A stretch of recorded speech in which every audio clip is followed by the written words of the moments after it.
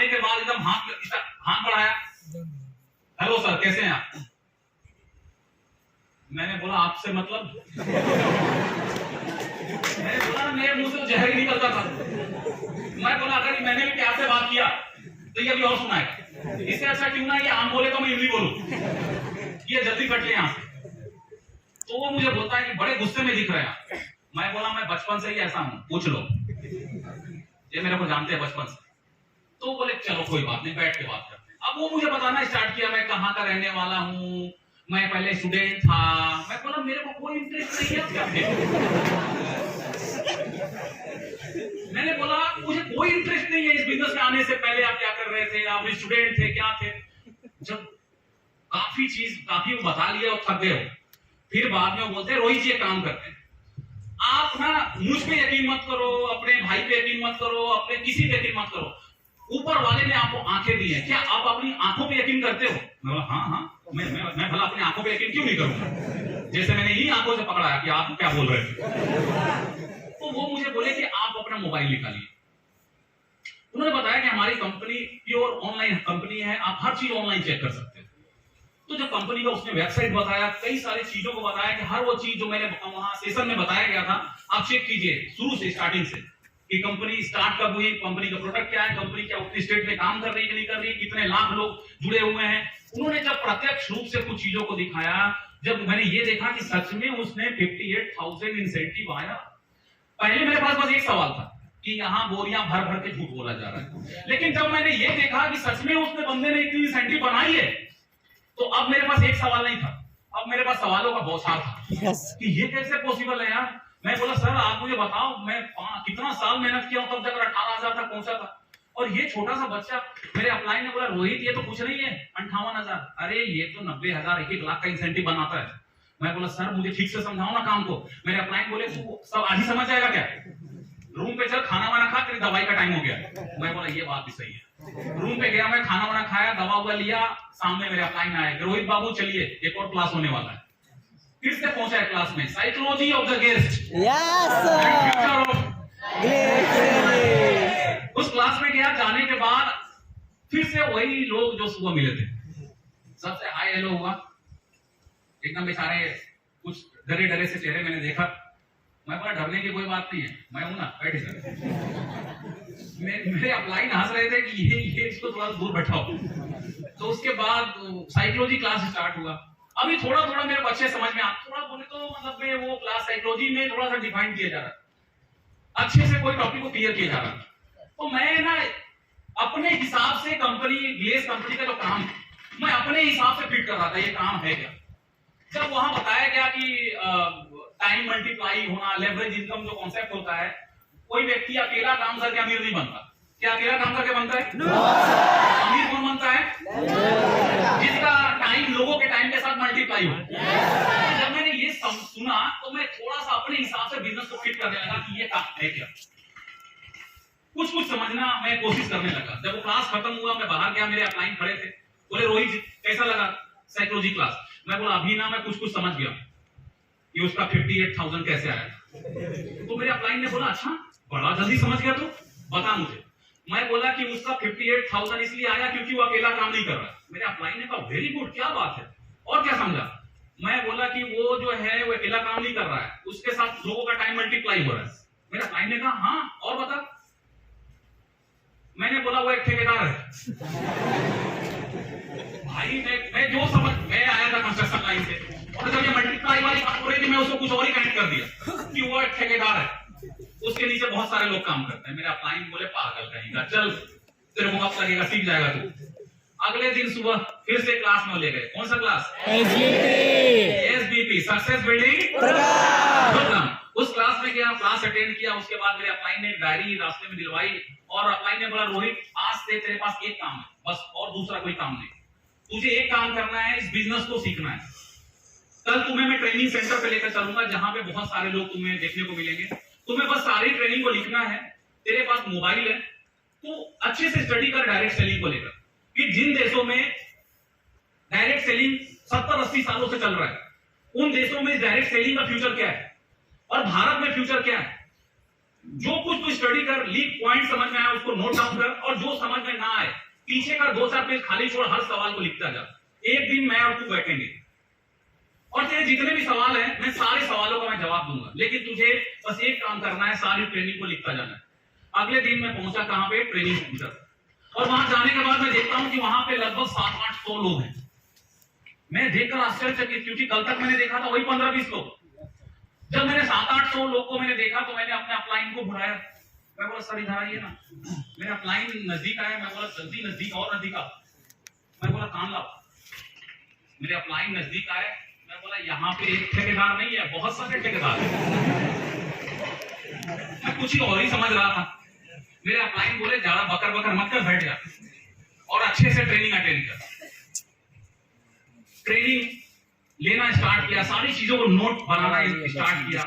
अगले दिन गया, मैं देखता हूं कि लोग अपने बारे में इंट्रोडक्शन दे रहे हैं, परिचय दे रहे हैं। आपने देखा इंट्रोडक्शन दे रहे हैं? कोई आ रहा शायरी सुना रहा है, कोई कविता सुना रहा है।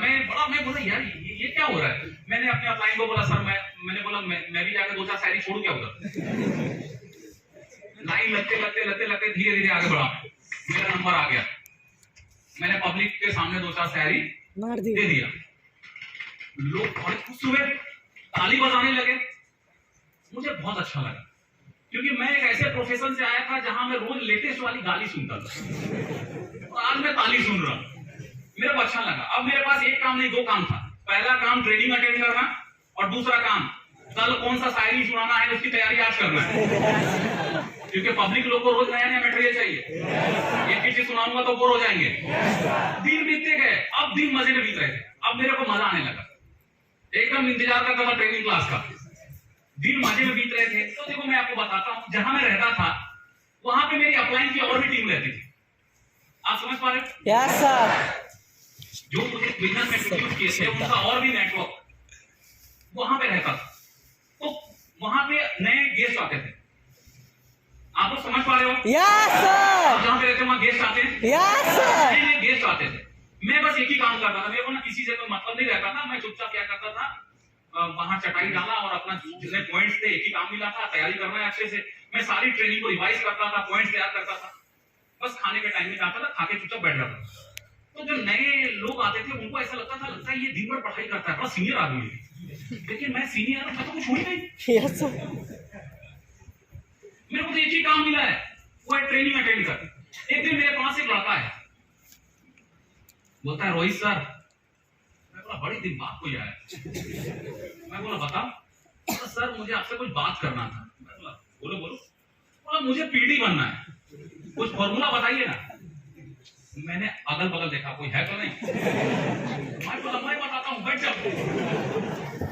इससे पहले कि उसका लीडर देख ले और मेरे को डांट दे कि तुम मेरे डाउन के साथ क्या कर रहे हो। मैं बोला मैं बताता हूँ सीक्रेट, बैठ जाओ। जबकि मैं क्या बताऊं, मैं तो खुद सीख रहा हूं। लेकिन मैंने सोचा क्यों ना एक्सपेरिमेंट किया जाए कि फॉर्मूला काम करता है कि नहीं करता।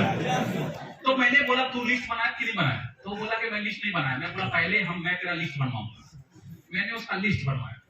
लिस्ट बना लेने के बाद मैंने उसको पूरा हॉट मार्केट, वार्म मार्केट दे दिया, फ्रेश मार्केट सब समझा दिया, कोल्ड मार्केट। उसके बाद मैंने बोला ये हॉट मार्केट का बिजनेस है। मैं एक्सपेरिमेंट कर रहा हूं सिर्फ, कि जो मैं सीखा वो सिखा पा रहा हूं कि नहीं सिखा पा रहा हूं। उसके बाद मैंने बोला कि काम करते हैं, हम सॉर्टिंग करेंगे। छांट के वो लिस्ट बना था, उसमें 10 नाम मैंने निकाले।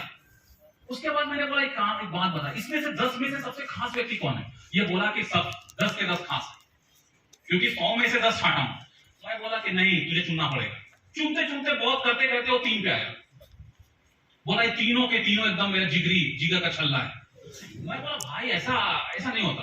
अगर मान ले ऐसा हो कि ऊपर वाला तेरे से पूछे कि तेरे को चुनना ही पड़ेगा इन 3 में से एक, क्योंकि अब तेरे लाइफ में कोई एक ही रह सकता है, 2 नहीं रहेगा, तो किसे चुनेगा। तो उसने एक व्यक्ति का नाम बताया कि ये। मैं बोला यही है तेरा गेस्ट, इसे अप्रोच कर, ये आएगा और ये तेरे साथ ज्वाइन करेगा। मैंने बस एक्सपेरिमेंट किया था। वो अगले दिन आ रहा है बिल्कुल एकदम झूमते हुए खुशी में, Rohit sir thank you so much, मिलिए मेरे दोस्त है। ये वही दोस्त है जिसके बारे में कल मैंने बताया था, ये ज्वाइन किया।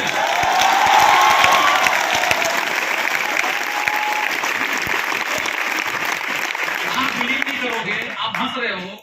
वो लड़का लड़का खुश था लेकिन मैं कंफ्यूज था। मैं बोला ये क्या हो गया, मैंने तो ऐसे ही बोल दिया भाई, ये कर भी दिया। उसके बाद वो बोलता है सर अब आगे बताइए, आगे क्या करना है। मैंने बोला ये बात तूने किसी को बताई तो नहीं कि गेस्ट कैसे आया, तो नहीं किसी को नहीं। मैं बोला ये बात उन दोनों के बीच में रहनी चाहिए, तेरे को पीढ़ी बनाऊंगा मैं, आप बैठ। उसके बाद उसको मैंने फिर से आगे का टास्क दिया क्या करना है। एक दिन कुछ समय बीता, 7-8 दिन, एक दिन आया दौड़ता भागते हुए मिठाई का डब्बा लेकर, रोहित सर मुंह खोलिए। तो बोला अभी क्या हुआ, बोला मुंह खोलिए, मुंह मीठा कीजिए, मैं पीढ़ी बन गया आपके आशीर्वाद से। मैंने बोला अरे यार क्या दुख हुआ था, मैं तो एक्सपेरिमेंट कर रहा हूँ।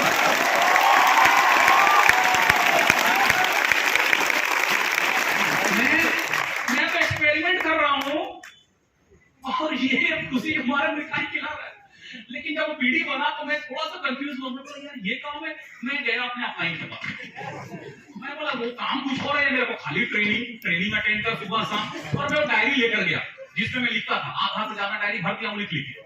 मैं गया तो मेरे अपलाइन साहब आरडी थे, रूबी डिस्ट्रीब्यूटर, मैं उनके गया, मैं बोला कि सर मुझे आपसे बात करनी है, बहुत अर्जेंट हुआ। मेरे अपलाइन बोले क्या बात है। मैंने बोला कि आप वो जानते हो आपकी टीम में वो लड़का है, मैंने नाम बताया। वो बोले हाँ हाँ। मैं बोला उसका प्रमोशन हुआ है। वो बोले हाँ उस लड़के का प्रमोशन हुआ, बहुत कम समय में प्रमोशन लिया है, बहुत मेहनती लड़का है। मैं बोला नहीं गलत, वो प्रमोशन हुआ कैसे, अभी आप सोचियो। बोला क्या सोचना, उसने मेहनत किया, उसके अपलाइन ने सपोर्ट किया। मैं बोला मैंने सपोर्ट किया। मैं बोला सर मैं समझ गया हूँ, अगर मैं किसी को पीढ़ी बना सकता हूं तो मैं भी बन सकता हूं, तो आप मुझे काम करने की परमिशन दीजिए। तो मेरे अपलाइन ने बोला मैं तुझे परमिशन तो दिया हूं लेकिन कोई और काम करने का, और वो काम कौन सा है, ट्रेनिंग अटेंड कर। मैं आ गया मुंह छोटा करके, मैं वहां रूम पे गया। रूम पे जाने के बाद उसको बुलाया, मैं इधर पीढ़ी बन गया, पीढ़ी बनना है क्या, बोला हाँ सर। मैं बोला बैठ जाओ।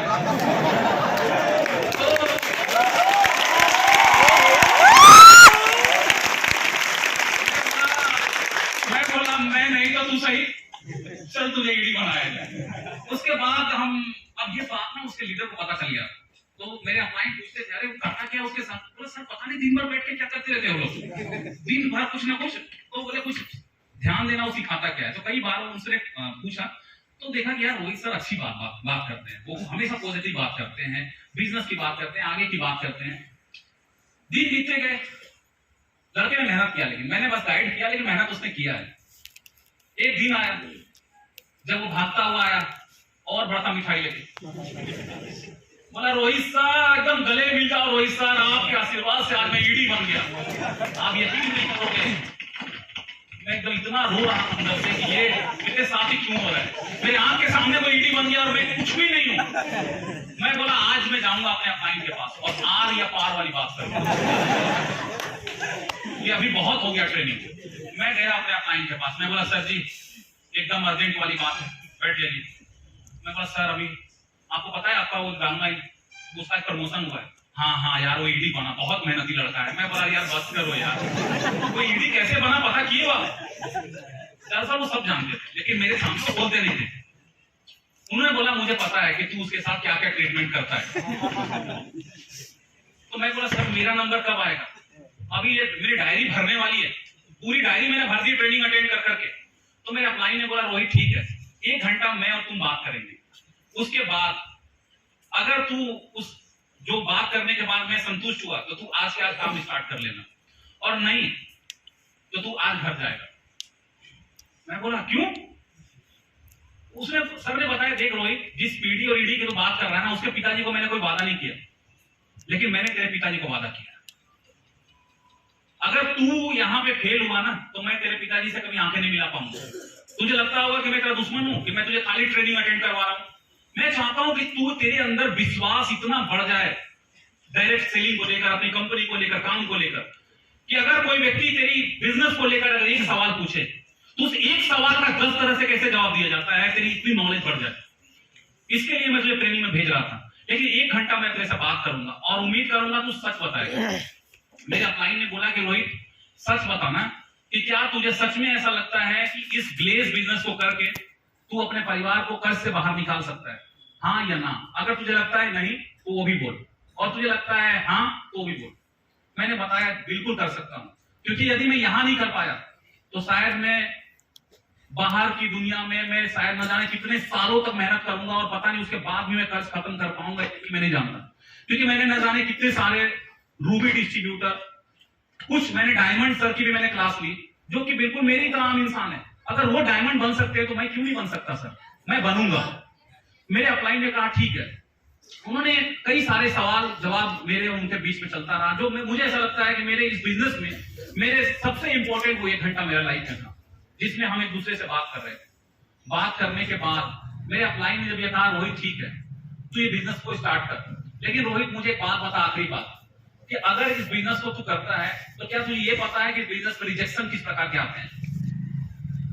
तुझे उसके लिए तैयार रहना, क्योंकि हो सकता है जब वो एग्जांपल बताए, जब उन्होंने बताया कि कई बार ऐसा तुझे होगा कि तेरे अपने दोस्त या उस व्यक्ति को जिसको तू सोच रहा है कि ये व्यक्ति आएगा, ये मेरे साथ जुड़ेगा, मेरी टीम बनेगी, लेकिन वो आने के बाद तेरे साथ जुड़ेगा नहीं, बल्कि जाकर तेरा मार्केट खराब करेगा।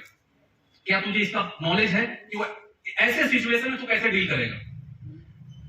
उन्होंने एक दो नाम मेरे से पूछे कि कोई ऐसा दोस्त का नाम बता जो तेरा एकदम करीबी है। मैंने अपने दोस्तों का नाम बताया। उन्होंने बोला कि रोहित एक बात बता, अगर वो दोस्त आए और ये बिजनेस को देखने के बाद वो कहता है मुझे नहीं करना, या दुनिया का सबसे खराब काम अगर कोई काम है तो वो है मार्केटिंग काम, तो तू क्या करेगा? कुछ सवाल उनके ऐसे थे जो बिल्कुल सुई की तरह चुभ रहे थे, लेकिन मेरे लिए बहुत इंपॉर्टेंट था वो सवाल। मेरे अपलाइन ने बोला रोहित तूने बहुत सारे कामयाब लोगों का शेयरिंग सुना है इस बिजनेस में, आरडी का, डायमंड का, क्या तूने किसी को ऐसा सुना बोलते हुए कि मैं इस बिजनेस में आया और आने के बाद मैंने 50-100 लोगों को मैंने ज्वाइन करवाया? क्या आपने सुना है किसी को? No sir. मेरे अपलाइन ने कहा कोई 50-100, 30-40 लोगों को ज्वाइन नहीं करवाता, सब लोग वही 3-4 लोग हॉट मार्केट से काम करते हैं, लेकिन फिर आखिर इतनी बड़ी लिस्ट हम बनाते क्यों हैं? उन्होंने जब इस बात को क्लियर किया कि हमारा जो देश है ये विकासशील देश है, विकसित कंट्री नहीं है, डेवलप कंट्री नहीं है। Yes sir. डेवलप कंट्री और विकासशील कंट्री में क्या अंतर होता है? उन्होंने क्लियर किया कि जो जितने भी डेवलप कंट्रियां हैं उन देशों में किसी के पास इतना फुर्सत नहीं है कि वो आपके लाइफ में वो इंटरफेयर करे कि आप क्या कर रहे हो, नहीं कर रहे हो, अगर बुरा कर रहे हो तो आपके बारे में बुराई करना, ये सब करना उन देशों में किसी के पास टाइम नहीं है। लेकिन हमारे देश में लोगों के पास निःशुल्क रोजगार है। Yes sir. रोज शाम सुबह चबूतरे पर बैठ जाएंगे, फलना का बेटा ये कर रहा है, उसकी बेटी वो कर रही है, वो कुछ नहीं कर रहा है, वो ऐसा कर रहा है, वो ऐसा कर रहा है, क्या चलता है कि नहीं चलता है? निःशुल्क रोजगार है, वो बातें बनाएंगे ही बनाएंगे, क्योंकि जिस व्यक्ति के पास कुछ काम नहीं होता वो काम करने वाले के पैर खींचते हैं। मेरे अपलाइन ने क्लियर किया कि विकासशील देश है, यहाँ पे लोग कुछ भी, यहाँ तक कि इस देश में तो लोग अपने सीएम और पीएम को नहीं छोड़ते, उसको भी 2-4 सुना देते। तो मेरे अपलाइन ने बताया कि तार छूट। ठीक है, तो मेरे अपलाइन ने बताया तुझे वो लोग मिलेंगे। सिंपल भाषा में समझ के बिजनेस कैसा काम करता है कि जो ताश का बंडल, आपने ताश का बंडल देखा है? कितने पत्ते होते हैं उसमें? 52 पत्ते। अगर 52 पत्तों में आपको 4 बादशाह चाहिए और मैंने आपको 52 पत्ते दिए, तो क्या जरूरी है कि पहला पत्ता आपने फेंका और बादशाह आ गया? No sir. लेकिन पहला पत्ता बादशाह ना आए, दूसरा ना आए, जरूरी नहीं है। लेकिन इतना जरूर है कि यदि आप पत्ते फेंकने का हिम्मत रखते हो कि मैं पत्ता फेंकता जाऊंगा, तो इतना तो तय है कि उस 52 के अंदर ही 4 पत्ते मौजूद हैं जो आपको चाहिए, और वह बादशाह।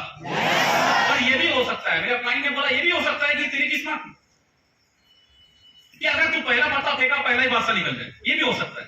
लेकिन तुझे तैयार रहना है कि अगर पहला पत्ता बादशाह ना निकले तो कोई दिक्कत नहीं है, मुझे बस एक ही काम करना है, पत्ते फेंकते रहना है। Yes sir. मैंने कुछ चीजों को समझा, उसके बाद मैंने इस बिजनेस को स्टार्ट किया। अभी तक मैंने सिर्फ एक्सपेरिमेंट किया था लोगों पे, अभी वारी आई खुद पे, और असली इम्तिहान अब मेरी स्टार्ट हुई कि जितने, क्योंकि हर इंसान के लाइफ में उसका अपना स्ट्रगल है। वो जो बंदा पीडी बना, ईडी बना, मेरा दोस्त, उसका कुछ अलग स्ट्रगल है, मेरा कुछ अलग स्ट्रगल है, और आपका कुछ और है। Yes sir. आपका कुछ और है। तो मेरी असली स्ट्रगल स्टार्ट हुई। मैंने एक बड़ी लिस्ट बनाई और बिजनेस प्लान शेयर करना स्टार्ट किया। स्टार्टिंग में सबसे पहला मैंने अपने 3 क्लोज फ्रेंड को अपना बिजनेस ऑफर किया। 3 एकदम जिगरी दोस्त, एकदम बचपन के साथी, तीनों को मैंने बुलाया, बिजनेस दिखाया। बिजनेस देखने के बाद बीसी क्लास से बाहर निकलते हैं, मैंने हाथ मिलाया, कैसा लगा हमारा बिजनेस। वो बाहर निकलने के बाद तीनों मुझे ध्यान से देख रहा है। उसमें से एक जो बंदा था, एक मेरा दोस्त, उसके कुछ सवाल थे, और उसके सवाल ऐसे थे सवाल का जवाब रोहित नहीं दे पाया। रोहित छोड़ दो, उसके सवाल ऐसे थे कि उसका जवाब मुझे लगता है आप में से कोई भी व्यक्ति उस सवाल का जवाब नहीं दे पाएगा। आप और हम तो कुछ नहीं, मुझे लगता है दुनिया का कोई इंसान वैसे सवाल का जवाब नहीं दे सकता। इंसान छोड़ो यार, भगवान भी, भगवान भी सोच में पड़ जाए कि सवाल का जवाब क्या होगा। अब आपको लगेगा ऐसी कौन सा सवाल है, उसका सवाल था लेकिन किंतु परंतु ऐसे वैसे तैसे तो। Yes sir. मैं तेरे साथ जुड़ गया, मेरे साथ लोग नहीं जुड़ा तो, कंपनी भाग गई तो, प्रोडक्ट नहीं बिका तो, टिक नहीं बनी तो, अपलाइन साथ नहीं दिया तो का क्या जवाब है? आप यहाँ बैठे हुए पंडाल गिर गया तो, ये लाइट गिर गया तो का क्या जवाब है यार? अगर ऐसे इंसान को अगर भगवान दर्शन दे दे, कलयुग चल रहा है, देंगे तो नहीं, लेकिन मान लो ऐसे महापुरुष को दर्शन दे दिए और वो इंसान कहता है, हे ईश्वर आपने बहुत सुंदर धरती बनाई, लेकिन ये धरती एक दिन प्रलय हो गया तो, बाढ़ आ गई तो, भूकंप आ गया तो का क्या जवाब हो सकता है? अगर तो से इतना डर लगता है तो फिर तो रोड पे निकलना बंद कर दो। कहीं रोड पे चल रहे होंगे और पीछे से कोई गाड़ी उड़ा दिया तो आप बोलोगे नहीं सर मैं एकदम रोड के किनारे किनारे चलूंगा। भाई तो कितने भी किनारे चल ले, पीछे वाले गाड़ी का ब्रेक फेल हो गया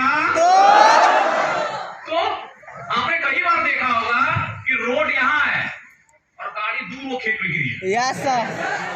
तो भाई वो तो वाले को तो वहां जाके उड़ाता है तो का क्या जवाब हो सकता है? Yes sir. आज के डेट में हम सभी लोग अपने घर में एक लाइसेंसी बॉम्ब रखते हैं, गैस सिलेंडर। Yes sir. और वो गैस फटता है ना तो घर की धज्जियां उड़ा देता है। लेकिन फिर भी हम अपने घर में रखते हैं कि नहीं? Yes sir. तो वहां भी सोचना चाहिए कि गैस फट गया तो का क्या जवाब हो सकता है? तो से इतना डर लगता है तो तबीयत खराब हो तो डॉक्टर के पास जाना बंद कर दो। कहीं डॉक्टर के पास जाओगे और डॉक्टर इंजेक्शन लगाएगा और वो सुई अंदर ही रह गई, बहुत दिक्कत है भाई। तो का क्या जवाब हो सकता है? देखो मैंने उसको अपने स्तर से समझाने की कोशिश किया, मैंने उसे समझाया, मैं बोला मेरे दोस्त बी प्रैक्टिकल, कैसा एकदम पागल की तरह बात कर रहा है। कंपनी का 9 साल हुआ है, अभी की नहीं, मैं उस वक्त की बता रहा हूं जब मैं आया था, अभी तो हम 20 साल के। मैंने उसे बताया कि मेरे दोस्त तू कैसा पागल की तरह बात कर रहा है, कंपनी 9 साल हो गई है, तेरे को क्या लगता है मतलब कंपनी इंतजार कर रही थी आज के दिन का कि आज के दिन 9 साल बाद रोहित शर्मा एक लड़का आएगा और उसका एक दोस्त आएगा और वो जैसे ही आएगा कंपनी भाग जाएगी। मतलब पागल की तरह कुछ भी बात करता है। मैंने उसे अपने स्तर समझाने की कोशिश किया लेकिन उसका तो खत्म ही नहीं हो रहा है। देखो मैं कुछ बात बता रहा हूँ, पता नहीं मैं सच बोल रहा हूँ, सही हूँ या गलत। एक ऐसा लेवल जिस लेवल पे सबसे ज्यादा हम जोश में होते हैं, यस सर। लेवल कौन सा है? सीडी। ले देकर इतनी ट्रेनिंग अटेंड करने के बाद मुझे वो लेवल मिला था। Yes sir. मैंने बोला कि देखो जब तुम मुझे ऐसा नहीं करना चाहिए था, लेकिन मैं जोश में होश को बैठा, मैंने बोल दिया तुझे करना है कि नहीं करना है, हाँ या ना, करना है तो कर और नहीं करना है तो पतली गली पकड़ ले। एक दिन मिलूंगा तेरे से जब मैं अपनी बड़ी गाड़ी खरीदूंगा, बड़ा पैसा कमाऊंगा। क्योंकि मुझे नहीं बोलना चाहिए था, लेकिन मैंने जोश में होश खो दिया। तो बैठा, मैं रूम पे गया, मेरे दोस्त चले गए, सामने मेरे अपना आते और रोहित बाबू क्या हाल चाल है, तुम्हारे तीनों दोस्त कैसे हैं? मैंने बोला कौन दोस्त? अरे तुम्हारे 3 गेस्ट आने वाले थे। मैं बोला अच्छा, वो चले गए। तो मेरे अपना ने बोला फिर मतलब हुआ क्या, ठीक से बता, बैठ जा ठीक से बता क्या हुआ।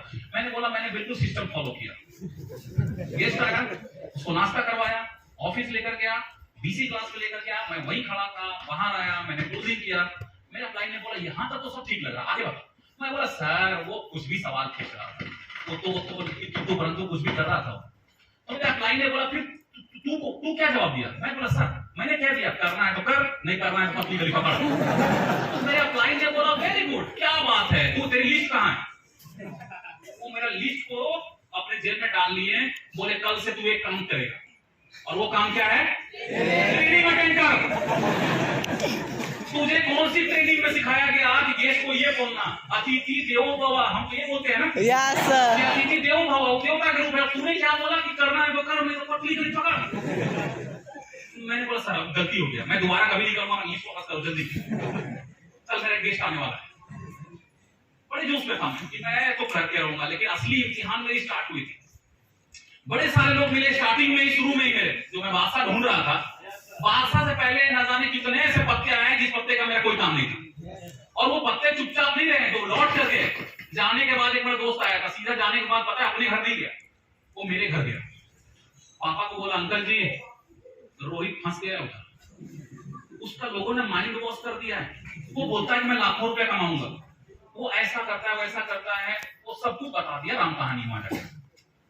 मेरे पापा कॉल किए, कॉल करने के बाद जैसे ही उनका मैंने बात सुना, मैं समझ गया कि बम फटा है, क्योंकि इतना ट्रेनिंग तो मैं भी ले रहा था। मैंने बोला पापा बस एक चीज पूछना चाहता हूं, आपका बेटा कौन, मैं या वो पड़ोसी का लड़का?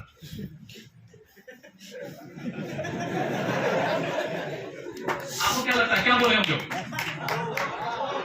मैं बोला फिर मैं यकीन करो ना। मैं बोला अच्छा एक बात बताओ पापा, आपको लगता है कि आज के मॉडर्न युग में, आज के टेक्नोलॉजी वाले युग में, आज देखो अभी आप सबके हाथ में कौन सा फोन है? स्मार्टफोन रखे हो आप। क्या आपको लगता है कि आज के डेट में टेक्नोलॉजी वाले युग में कोई किसी को मूर्ख बना सकता है?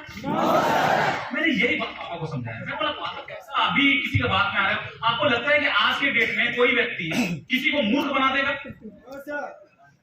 यार आप 18, 20 साल, 22 साल, 25 साल अपनी उम्र जी के आ रहे हैं, कोई आपको धोखे में 2 दिन रख सकता है, 4 दिन रख सकता है, कैसे खड़ा रख सकता है क्या? तो मैंने पापा को समझाया कि पापा कोई किसी को धोखा में नहीं रख सकता, मेरे को 2 दिन कोई रख सकता था, 4 दिन 10 दिन, इतने दिन में मैं पकड़ लेता कि यहाँ गलत चल रहा है। लेकिन यदि मैं आज इतने कॉन्फिडेंस से कह रहा हूं कि मैं इस काम को करके आपको घर से बाहर निकालूंगा, तो यकीन करो। मेरे पापा ने बोला अरे तू तो सीरियस हो गया, मैं तो मजाक कर रहा था। मैं बोला मैं भी तो मजाक ही कर रहा था, मैं तो बस अपनी ट्रेनिंग को धार लगा रहा था। मैं एक काम बस करता रहा, रुका नहीं, और वो एक काम का 100 प्लान। मैं बस उसकी तलाश कर रहा था जो मेरे टाइप का हो, जिसके अंदर ड्रीम हो, क्योंकि ये बिजनेस ड्रीमर्स का है, सपने देखने वालों का है। अगर आपको 10,000 15,000 महीने कमाना है तो आप गलत जगह बैठे हो। 10-15 हजार तो लोग नौकरी करके 8-10 घंटा काम करके कमा लेते हैं। डायरेक्ट सेलिंग ड्रीमर्स का बिजनेस है, जो सपने पूरा करना चाहते हैं। मैं ड्रीमर्स की तलाश कर रहा था, अपने जैसे लोग की तलाश कर रहा था। 100 प्लान एक ही काम करता रहा, और ढूंढने से तो भगवान मिलता है। यस और नो? मुझे वो लोग मिले जो डिसीजन लेने की क्षमता रखते थे, आए और इस बिजनेस को मेरे साथ ज्वाइन किए, स्टार्ट किए।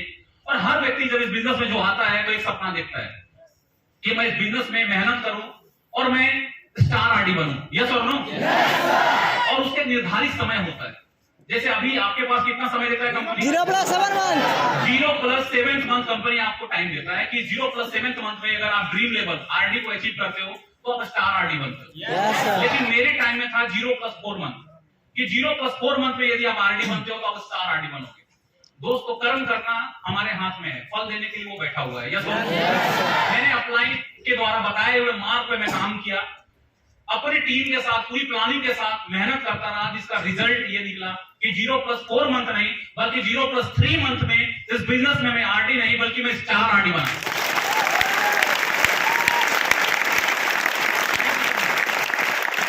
स्टार आरडी बना।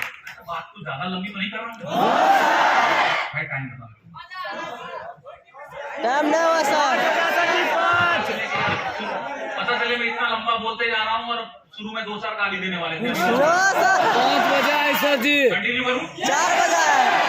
तो 0+3 मंथ में मैं स्टार आरडी बना। स्टार आरडी बनने के बाद आरडी लेवल का मैं इंसेंटिव आपको बताऊं तो मैंने बहुत ज्यादा बड़ा पैसा आरडी में नहीं बनाया। आरडी लेवल में चूंकि मैं रहा ही नहीं बहुत लंबे समय तक, आरडी लेवल पे मैं मात्र 3 महीना था, उसके बाद मैं अगले प्रमोशन पे चला गया था। तो आरडी लेवल पे जो मैंने सबसे हाईएस्ट इंसेंटिव बनाया तो आई थी वो शायद 68 या 74 में, एग्जैक्ट नहीं बता सकता आपको, मतलब लमसम 70,000 के आसपास मैंने जो हाईएस्ट इंसेंटिव मैंने बनाया था। मेरे अपलाइन ने मुझे बोला रोहित बाबू 70,000 60,000 काफी है या तू अगले लेवल पे जाना चाहता है? अगर अगले लेवल पे चले गए ना तो तुम डायमंड नहीं बनोगे बल्कि बनोगे स्टार डायमंड। और स्टार डायमंड बनने के बाद तुम्हारा 2% अलग से कंपनी के पूरे टर्नओवर का, पूरे भारत में तुम जिसको जानते हो नहीं जानते हो, पूरे भारत में जितना भी टर्नओवर है उसका 2% का क्लब है स्टार लोगों के लिए, और वहां से तुम्हें बहुत बड़ी पैसा आएगा। तो ये बिजनेस रोहित बनने का नहीं है, ये बिजनेस बनाने का है। क्या आप सहमत है इस बात से? मेरे अपलाइन ने बोला कि तुम्हें इस आरडी लेवल, इस लेवल को मोह माया को त्यागना पड़ेगा। ये बिजनेस बनाने का है। अगर तुम चाहते हो कि मैं महीने के 4-5 लाख 7 लाख तक जाऊं, तो इस 60-70 हजार वाले चेयर को छोड़ना पड़ेगा, तुम्हें नीचे से लोग को वहां उठा के लाना पड़ेगा। Yes sir. दोस्तों, ये बिजनेस डुप्लीकेशन का बिजनेस है, कॉपी करने का बिजनेस है। अपलाइन जैसा होता है, डाउनलाइन उसको कॉपी करता है। यस और नो? मैं स्टार आईडी बना था। स्टार आईडी बनने के बाद मेरे पूरे नेटवर्क, मेरी टीम में लोगों के अंदर आग लगी कि यार रोहित सर बन सकते हैं तो हम क्यों नहीं बन सकते। आरडी से डायमंड बनने के लिए जब आपके 3 लाइनों में आरडी बनता है तो आप डायमंड बनते हैं। Yes sir. लेकिन दोस्तों, 3 लाइनों में आरडी बनाकर नहीं, बल्कि जैसे जिस प्रकार मैं स्टार आरडी बना था, मैंने अपने तीनों अलग अलग लाइनों में अपने जैसा तीनों लाइनों में स्टार आरडी बनाया। और 0+7th मंथ में इस बिजनेस में मैं डायमंड नहीं बल्कि मैं स्टार डायमंड डिस्ट्रीब्यूटर लेवल को मैंने स्टार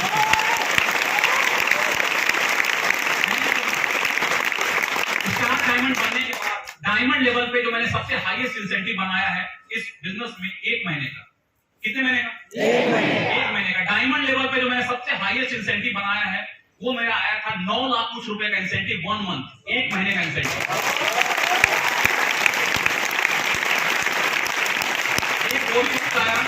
डायमंड लेवल पे जो मैंने सबसे पहला काम किया था वो काम, मेरा सपना इस बिजनेस में डायमंड बनने के बाद कुछ नहीं था ऐसा कि मुझे घर गाड़ी बंगला चाहिए। मेरा एक ही कारण था, एक ही सपना था, वो ये था कि मुझे अपने परिवार को कर्ज से बाहर निकालना है। Yes sir. अगर मेरा वाय क्यों मैंने इस बिजनेस को मैं करता था, बस एक ही कारण था कि मुझे परिवार को कर्ज से बाहर निकालना। डायमंड लेवल पे ही मेरे अपलाइन, हम अपने जितने भी लोगों से मेरे पिता ने कर्ज लिया था सबके हमने पैसे वापस किए। पैर छूकर मैंने उनका धन्यवाद दिया कि आपकी वजह से आज मैं जिंदा हूं। भगवान ना करे कभी आप पे अगर आफत विपद मुसीबत कुछ भी आए तो आप रोहित को याद करना, मैं हमेशा आपके लिए खड़ा रहूंगा। सबको पैसा वापस किया। फिर मैं घर गया, मेरे अपलाइन ने मेरे पिताजी को बोला कि मैंने अपना वादा पूरा किया। आज रोहित ने सबको वापस कर चुका है। मैंने पापा को बस एक ही चीज पूछा, पापा एक बात बताओ, एक दिन आप कॉल किए थे कि मुझे लोगों ने भ्रमित कर दिया है, मेरा माइंड वॉश कर दिया है। अगर मैं आपकी बात सुन के अगर उस दिन मैं ग्लेज को छोड़ देता तो आज भी हम कर्ज में डूबे रहते। मेरे पापा ने बोला हाँ लोग तो बात कर रहे थे उस वक्त, लेकिन तू भी उसके बात में नहीं आया, मैं भी नहीं आया। मुझे तुम पे यकीन था, तुझे अपने अपलाइन अपने कंपनी पे यकीन था। मैंने बोला पापा ये तो शुरुआत है, अभी आप देखते जाइए, अभी अगला प्रमोशन मेरा इंतजार कर रहा है, अभी मुझे बस मेहनत करना है, अभी सिर्फ मेहनत करूंगा। और एक दिन आएगा जब जो मेरा घर है, जहां मैं कभी 2 कमरे का पक्के का मकान बनाना चाहता था, ऐसा आलीशान बंगला बनाऊंगा कि मेरे आस पड़ोस में किसी का ना हो।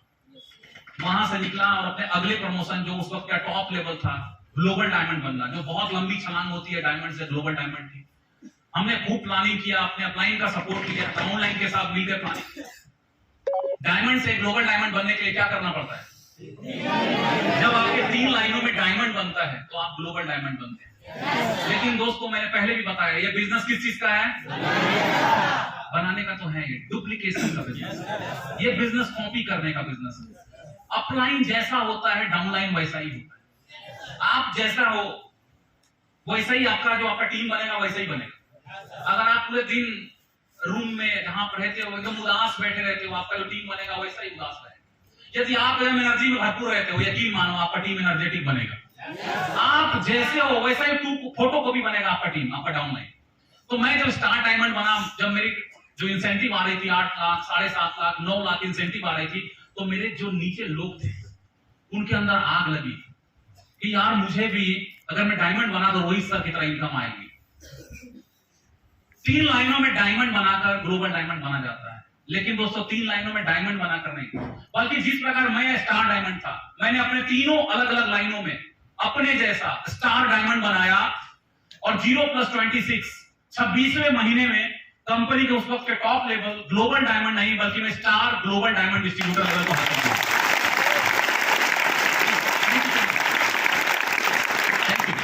Star global diamond CD level से लेकर ग्लोबल डायमंड, मैं आपको बताता हूं, मुझे आज भी अच्छे से याद है जो पहले महीने का जो मेरा इंसेंटिव था, जो इस बिजनेस में जो फर्स्ट मंथ जो मैं पहले महीना आया था, मात्र 400 रुपए का। क्या रोहित उस 400 के लिए काम कर रहा था? क्या आप 400 1000 2000 के लिए कर रहे हैं? हर इस बात से नहीं है कि पहले महीने में पहले महीने में मेरा 400 का इंसेंटिव आया, लेकिन फर्क इस बात से जरूर है कि जो मैंने टॉप इंसेंटिव बनाया है 1 महीने का अभी तक ग्लोबल डायमंड लेवल पे, star global diamond distributor level पे, जो मेरा सबसे टॉप इंसेंटिव है 1 मंथ, कितना 1 मंथ, वो है दोस्तों 24 लाख कुछ रुपए का इंसेंटिव आया था 1 month incentive. Thank you so much. एक वक्त था जब मैं 2 कमरे का पक्के का मकान बनाना चाहता था, और आज वो वक्त है कि आज 2 कमरे का पक्का का मकान नहीं दोस्तों, बल्कि रोहित शर्मा आज इस ग्लेज की वजह से 3.5 करोड़ के अपने आलीशान बंगले में रहता है। ये पूरा देन है Glaze Trading India Private limited.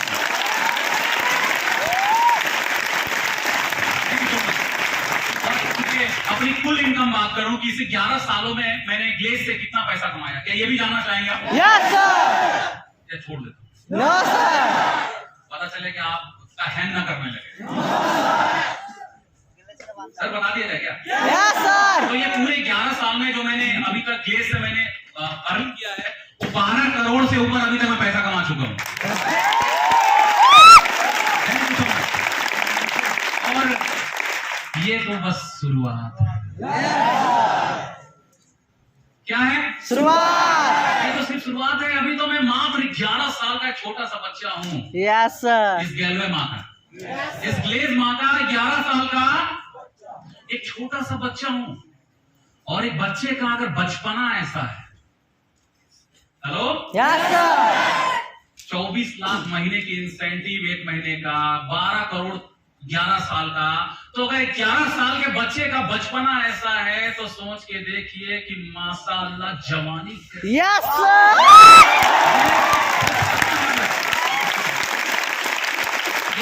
एक वक्त आएगा ना जब जवानी भी आएगी, तो अभी तो बच्चा हूं। तो आप सबको बस यही मैं कहना चाहूंगा, बातें करने के लिए तो बहुत कुछ है, आपको भी वही मौका मिला है, वही प्लेटफॉर्म मिला है, जरूरत है जोश और एनर्जी का।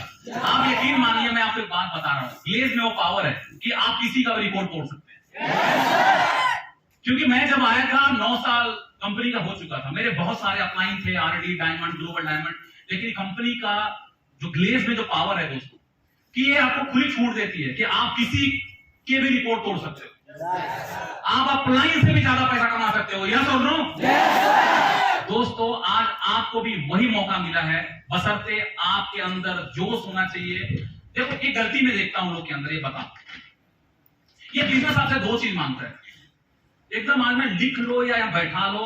मैं नहीं चाहता, देखो अगर मैं आया हूं और मैं इतना बात कर रहा हूं, मैं चाहता हूं आप में से अधिकतर सब लोग कामयाब बने। Yes sir.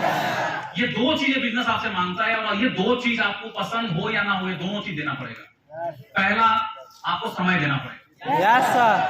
दूसरा, आपको लगातार मेहनत करना पड़ेगा। Yes sir. मैंने अक्सर देखा है लोगों को कि वो इस बिजनेस में बहुत बड़ा कर सकते थे, लेकिन सिर्फ अगर कामयाब नहीं हुए तो उसके पीछे कारण बस एक ही था, आज मेहनत किया, 10 दिन किया जोश में कि रोहित शर्मा की तरफ रहना है, और 11वां दिन भगवान नहीं, ये नहीं चलेगा, ये नहीं चलेगा।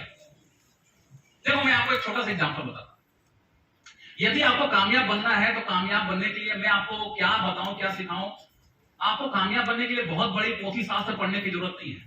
अगर आप कामयाब बनना चाहते हो इस बिजनेस में, तो एक छोटा सा बच्चा आपको कामयाबी की 3 इतनी बड़ी बातें सिखा जाएगा कि यदि आप उन 3 चीजों को अपने लाइफ में आज से लागू कर लें तो एक दिन आप बड़े कामयाब इंसान बनेंगे।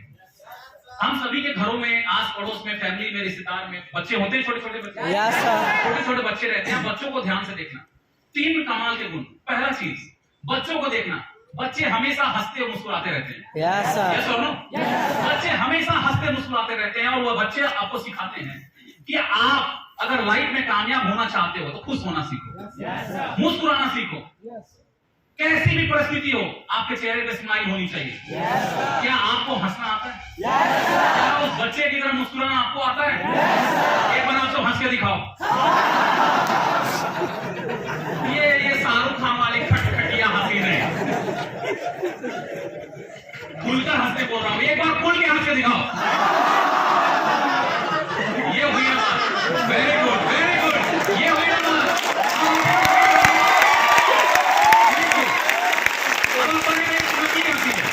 हेलो, अब आप बोलेगा सर ये तो नकली हंसी। भाई कौन सी किताब में लिखा हुआ है कि असली हंसी ऐसी होती है, नकली हंसी ऐसी होती है। लिखा है नहीं? नो सर दांत दिख रहा है मतलब हंस रहे हैं हंसी है।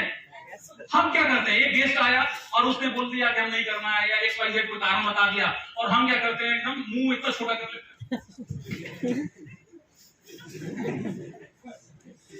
ऐसा विदाई करते हैं उसका ना मेरे भाई, और वो पूरा सीना तान के जाता है कि मैंने अच्छा फैसला लिया।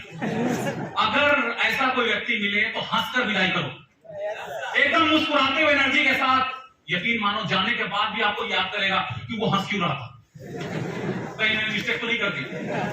आप खुश रहना सीखो, कैसी भी परिस्थिति हो। चैलेंज आ रहा है, मुस्कुराओ, मुस्कुराओ।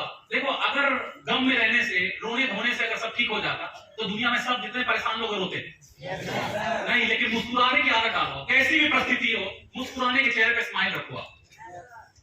आप ज्यादा नहीं, आपको नकली लगता है, नकली सही। क्या आप एक साल मेरे कहने पे नकली हंसी हंस सकते हो? एक साल वादा करते हैं आप? एक साल मेरे कहने पे नकली सही, नकली हंसी अपने चेहरे पे सजा कर रखो। अगर एक साल बाद ओरिजिनल हंसी नहीं आई तो रोहित शर्मा का नाम बदल लेना।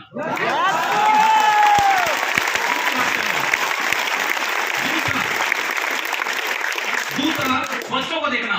बच्चे हमेशा व्यस्त रहता है, कुछ ना कुछ वो करता ही रहे। यहाँ का खिलौना वहां फेंकेगा, वहां का बर्तन वहां फेंकेगा। अभी नहला के बाहर निकालो, मिट्टी मुंह में लगा के घूमेगा। सही कह रहा हूं मैं? तो बच्चे आपको सिखाते हैं कि व्यस्त रहो, अपने काम में डूबे रहो। अगर आप अपने काम में डूब जाओगे ना तो आपको यहाँ सुनने का टाइम नहीं रहेगा आपके पास। अपने आप को ट्रेन करो, अपने आप के ज्ञान को बढ़ाओ, नॉलेज को बढ़ाओ। आप जिस प्रोफेशन में आप टाइम दे रहे हो, जिस प्रोफेशन से लाखों रुपए कमाना चाहते हो, उस प्रोफेशन के बारे में, उस इंडस्ट्री के बारे में गहराई से नॉलेज लो। आप अच्छे से सीखिए आप, ताकि आपके अंदर उसके बाद जो कॉन्फिडेंस आएगा एकदम ऊपरी स्तर पर रहेगा।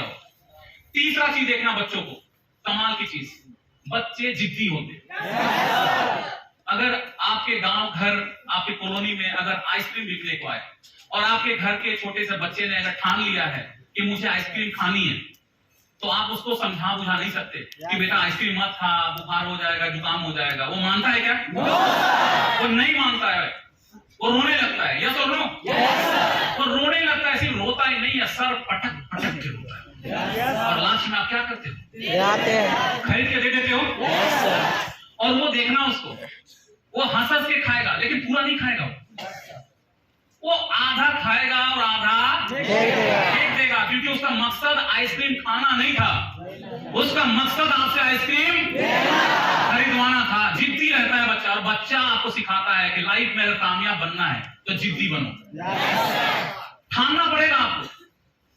अगर आप सीडी है पीडी बनना है, पीडी है ईडी बनना है, ईडी है एसडी बनना है, कभी कोई शुभ मुहूर्त नहीं आने वाला है। जब ठान लिया तब बन जाओगे। अगर आपने इस महीना ठान लिया हो कि मैं मुझे इसी महीना प्रमोशन चाहिए, आप ठान लो, जीत पकड़ लो, आप बन जाओगे। और जीत नहीं पकड़ोगे तो यकीन मानो कोई भी शुभ दिन नहीं आने वाला। मैंने देखा है इसी 11 सालों में, जो जिद्दी इंसान होते हैं, आखिरी के 2 दिन बचते, 4 दिन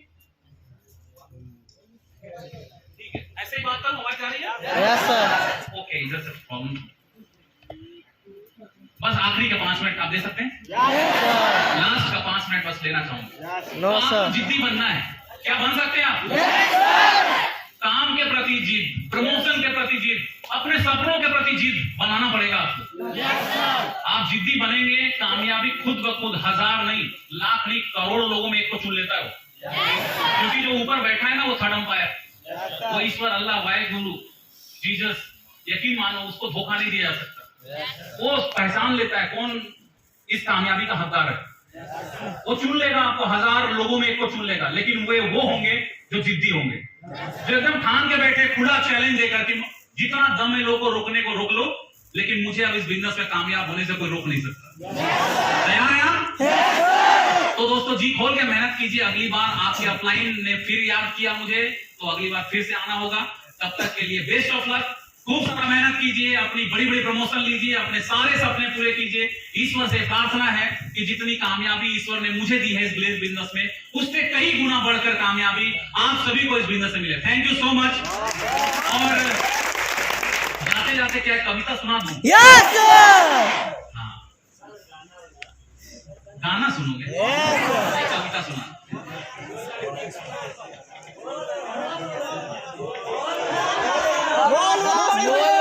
मोल वाला। आपको लव मैरिज सुनने में खूब मजा आता है। यस बाइक पर।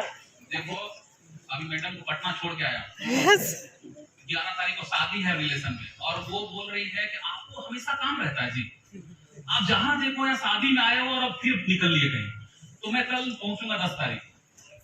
तो इस बीच में मैं सोचा क्यों ना बांका घूम लूं, देवघर घूम लूं, क्योंकि हम है नेटवर्कर। Yes sir. शादी जिसका है वो लड़का वहां मौजूद है, लड़की मौजूद है, मैं क्या करूंगा? Yes sir. लेकिन आप स्टोरी सुनना चाहते हो मेरे शादी के टाइम पे, यस सर। ये कुछ चीजों को छोड़ दो अगली बार के लिए। No sir, no sir, no sir, no sir. अगली बार के लिए छोड़ता हूँ, और अगली बार हम जल्द मिलेंगे। जाते जाते एक मोटिवेशनल जबरदस्त कविता सुना करता हूँ। उम्मीद करता हूँ कि ये कविता आपको बहुत पसंद आएगा। ये कविता जिस प्रकार कोई भी ऐसा दिन नहीं बीता, चाहे वो सीडी लेवल हो, बीडी लेवल हो, ईडी लेवल हो, एसटी हो, आरडी हो, डायमंड, ग्लोबल डायमंड, इस कविता को मैं कभी नहीं भूला। हमेशा इस कविता को याद करता हूँ, ये सोचकर याद करता हूँ कि ये कविता जब भी मैं याद करता हूँ तो मुझे बहुत सारी प्रेरणा, हिम्मत अंदर से आती है। उम्मीद करता हूँ कि कविता आप सबको भी उतनी अच्छी लगेगी और आपको भी प्रेरणा देगी। ध्यान से एक एक लाइन को सुनिएगा। मेरे हालात पे हंसने वाले, मेरे हालात पे हंसने वाले, ये ना सोच ले कि मैं कमजोर हूँ। मेरे हालात पे हंसने वाले, ये ना सोच ले कि मैं कमजोर हूँ। ये तो बस वक्त वक्त की बात है, कभी दिन है तो कभी रात है। ये तो बस वक्त वक्त की बात है, कभी दिन है तो कभी रात है। अभी तो सूरज का निकलना बाकी है, कि अभी तो सूरज का निकलना बाकी है, अभी तो चिड़ियों का चहकना बाकी है, अभी तो मुर्गे का बांग देना भी बाकी है। इस काली रात के पीछे उजाले की किरण मुझे दिखाई दे रही है।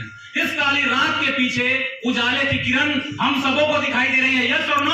Yes sir. काली रात के पीछे उजाले की किरण मुझे दिखाई दे रही है, जो धीरे से मुस्कुराते हुए मेरे कानों में कह रही है कि रोहित हिम्मत मत हारना, कि हिम्मत मत हारना, मैं आ रही हूं, बस थोड़ा सा तुमको और आजमा रही हूं।